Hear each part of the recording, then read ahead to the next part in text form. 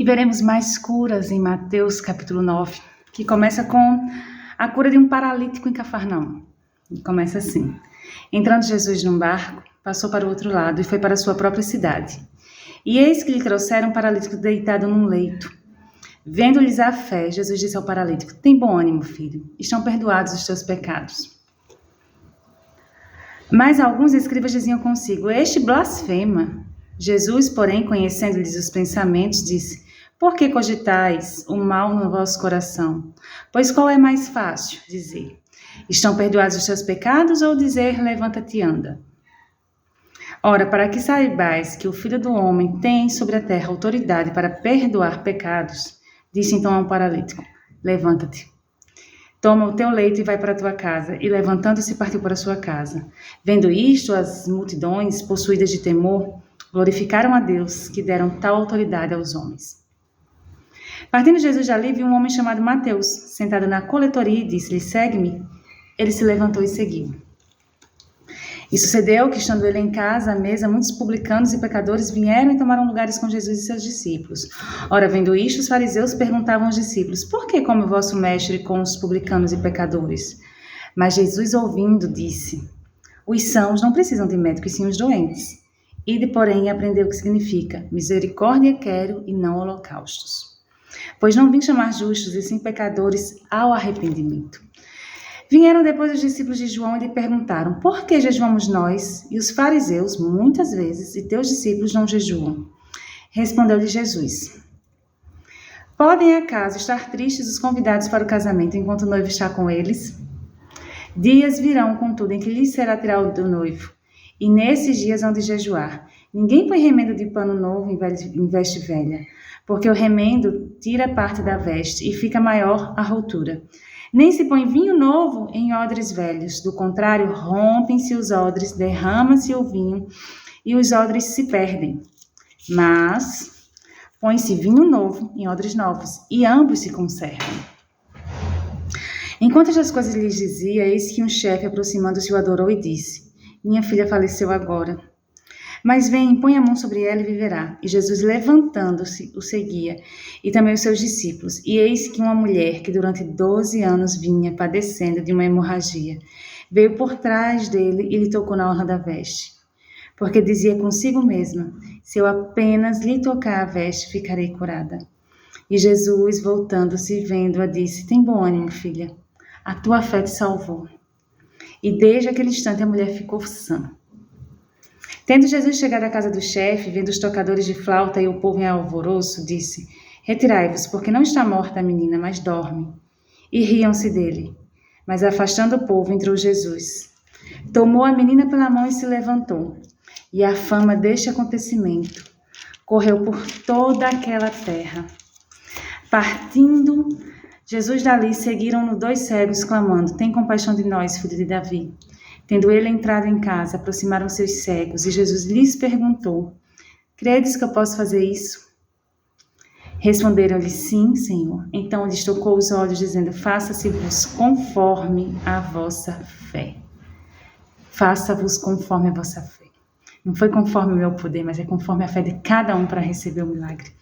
E abriram-se-lhe os olhos. Jesus, porém, os advertiu severamente, dizendo: acautelai-vos de que ninguém o saiba. Saindo eles, porém, divulgaram-lhe a fama por toda aquela terra.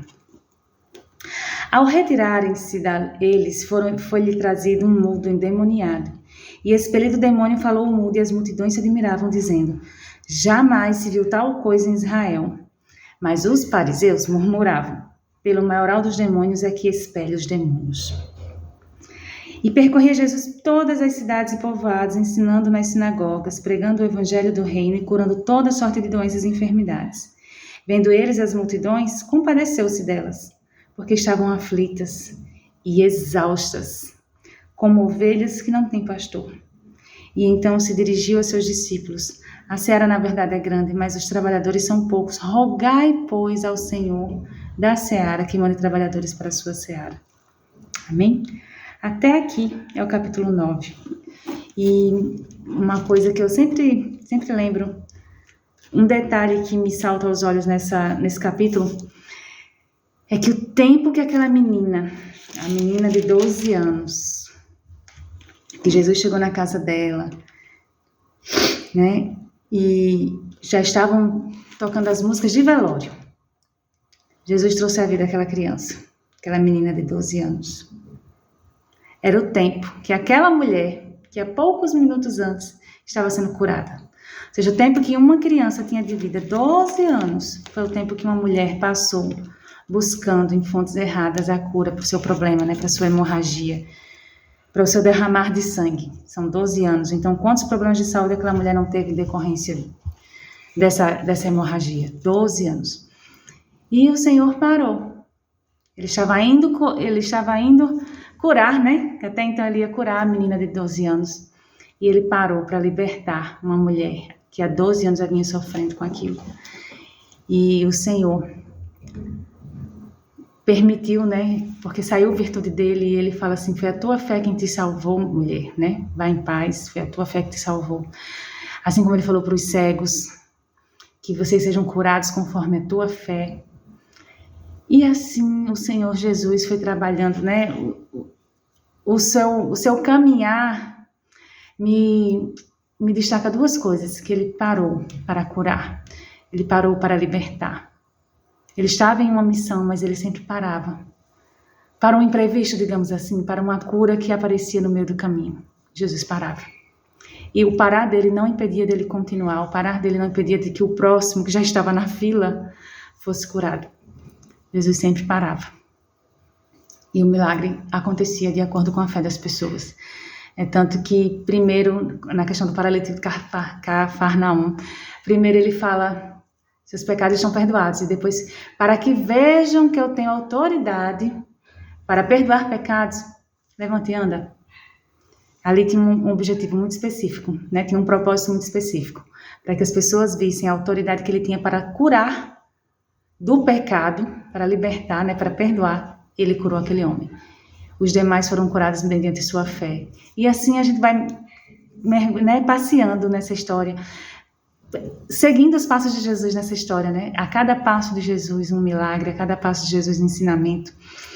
E que bom! E louvamos a Deus pela sua palavra, que hoje nós temos acesso a ela, temos posse da palavra, e a gente pode ler, e a gente pode experimentar um pouco, porque a leitura, ela aguça a nossa imaginação e até mesmo a nossa emoção, como se a gente estivesse lá.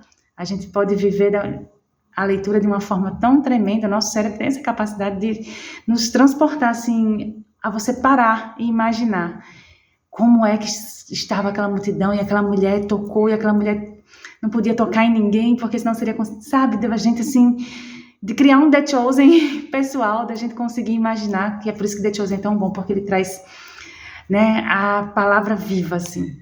Então, que você também tenha essa experiência de experimentar, caminhar um passinho atrás do outro de Jesus, né, através da Bíblia, através de um filme, através de um livro, mas que o Senhor encontre em você um coração disposto a aprender. Amém? Deus abençoe sua vida e até o próximo capítulo.